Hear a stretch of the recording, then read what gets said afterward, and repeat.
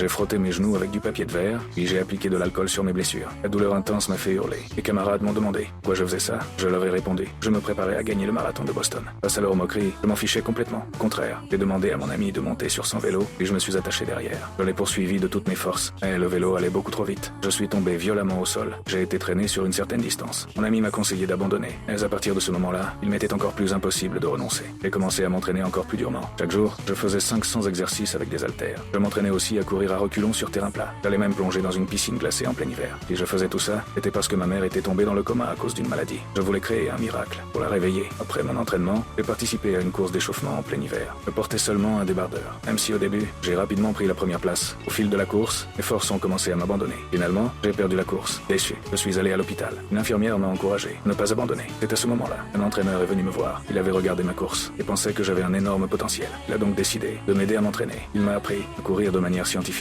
Ce soir-là, mon entraîneur m'a demandé de courir sous la pluie. Même si j'étais complètement épuisé, je n'ai pas abandonné. J'ai continué à courir parce que j'avais dépassé mes propres limites physiques. Mes pas sont devenus de plus en plus légers. Lors du dernier tour, j'ai finalement battu mon propre record de vitesse. Avant la course, j'ai prié auprès de ma mère. Puis, je suis monté dans un train direction Boston. Le marathon a commencé. Au moment où le coup de départ a retenti, je me suis élancé. J'ai gardé la tête de la course. Après le premier ravitaillement, le commentateur était stupéfait, car je gardais toujours la deuxième place. Mon entraîneur continuait à m'encourager. Chaque fois que quelqu'un me dépassait, je le rattrapais rapidement. La course est entrée dans sa dernière étape. J'étais presque à bout de force. C'est alors que j'ai vu le Père Noël. J'ai eu l'impression que c'était un signe envoyé par Dieu. Cela m'a redonné toute ma force. À seulement 200 mètres de l'arrivée, il ne restait plus que nous deux. Le sprinter. Mes camarades criaient pour m'encourager, espérant que je créerais un miracle. Mais mon adversaire franchit la ligne d'arrivée en premier. J'ai finalement terminé. La deuxième place. Je me suis agenouillé au sol. Et j'ai pleuré de tristesse. Je priais Dieu de protéger ma mère. Ensuite, je suis allé à l'hôpital. J'ai placé la médaille d'argent dans la main de ma mère. L'infirmière m'a réconforté, en me disant que, dans le cœur de ma mère, j'étais déjà un vainqueur. Quand je suis retourné à l'école, mes camarades m'ont applaudi. Ils pensaient que j'étais déjà un véritable héros. Depuis ce jour, je